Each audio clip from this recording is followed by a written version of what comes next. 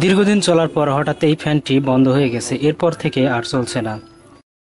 চারিদিকে প্রচণ্ড গরম, তাই সময় হয়েছে এখন এটা রিপেয়ার করার। বারবার সুইচে প্রেস করার পরও আপনারা দেখতে পেলেন এটা অন হচ্ছে না। সরাসরি চার্জে লাগানোর পরও দেখতে পাচ্ছেন ফ্যানটি চলছে না। আজকে এটা রিপেয়ার করার চেষ্টা করব।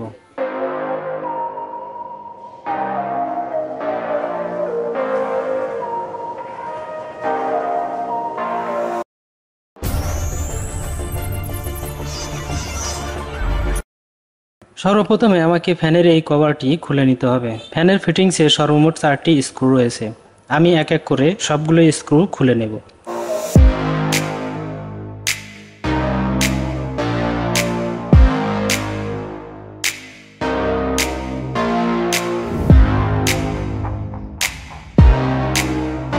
খোলার পর এর মেইন সার্কিটটি আমরা দেখতে পাচ্ছি। এটা চালানোর জন্য এই একটি মাত্র সার্কিটই ব্যবহার করা হয়েছে। আজ আর এই ভিডিওতে এই সার্কিট সম্পর্কে বিস্তারিত আলোচনা করব না। এই সার্কিট সম্পর্কে বিস্তারিত সকল কিছু এই ভিডিওতে আলোচনা করা আছে।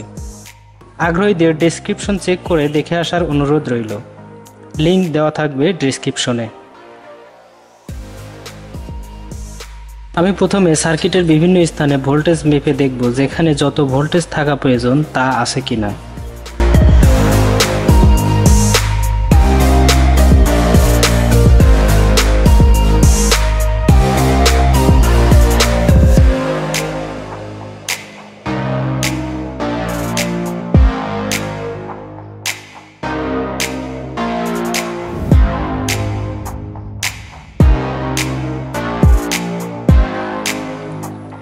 তো বন্ধুরা, দেখা যাচ্ছে সার্কিটে যেখানে যত ভোল্টেজ থাকা প্রয়োজন সেখানে সেটাই আছে। তার মানে সার্কিটটিতে ভোল্টেজ সংক্রান্ত কোনো সমস্যা নেই। সুতরাং এ থেকে ধারণা করা যাচ্ছে যে এটা হয়তো সুইচ থেকে সমস্যা হচ্ছে, কারণ আমরা প্রথমেই দেখেছি যে বারবার সুইচে প্রেস করার পরও ফ্যানটি অন হচ্ছে না।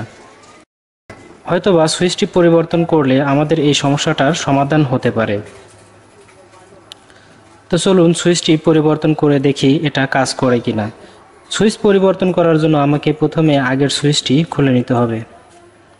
আমি সাবধানতার সাথে সোল্ডারিং আয়রন দিয়ে সুইচটি খুলে নিচ্ছি। সুইচ খোলার সময় অবশ্যই বাড়তি সাবধানতা অবলম্বন করা উচিত, কারণ সার্কিটের কোনো একটা অংশ থেকে যদি কোনো পাত উঠে যায় তাহলে কিন্তু কানেকশনের সমস্যার সৃষ্টি হবে, ফলে সার্কিটটি পুরো অকেজো হয়ে যেতে পারে। তো বলতে বলতে আমার সুইচটি খোলা হয়ে গেছে। এখন আমি এখানে এই সুইচটি লাগিয়ে নেব।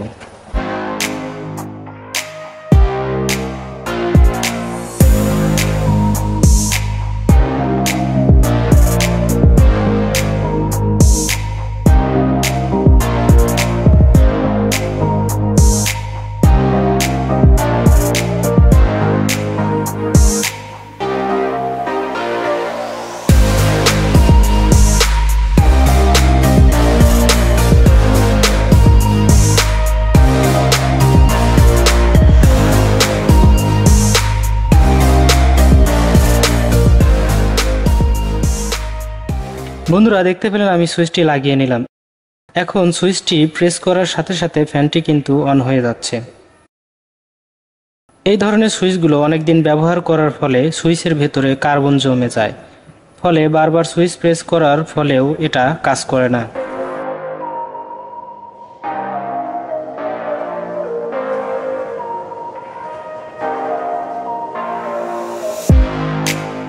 আপনার নিকট যদি এই ধরনের সুইচ যুক্ত কোনো ডিভাইস থেকে থাকে এবং সেটা যদি সুইচের কারণে অন করতে সমস্যা হয়, তাহলে এভাবে সুইচ পরিবর্তন করে নিন।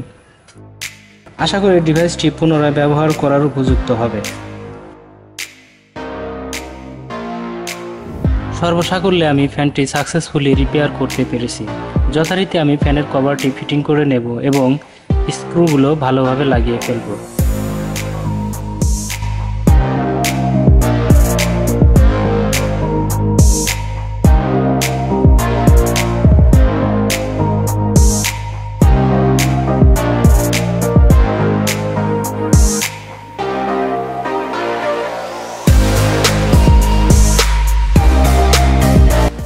এই ফ্যানটির একটি বিশেষ ফিচার রয়েছে, এটায় স্পিড কন্ট্রোল করা যায়। প্রথম প্রেসে একটু আস্তে ঘোরে এবং প্রথম এলইডি লাইটটি জ্বলে। এরপর দ্বিতীয় প্রেসে মিডিয়াম স্পিডে ঘোরে ও দ্বিতীয় এলইডি লাইটটি জ্বলে এবং সবশেষে তৃতীয় প্রেসে এটা সর্বোচ্চ স্পিডে ঘোরে আর 3 নাম্বার এলইডি লাইটটি জ্বলে।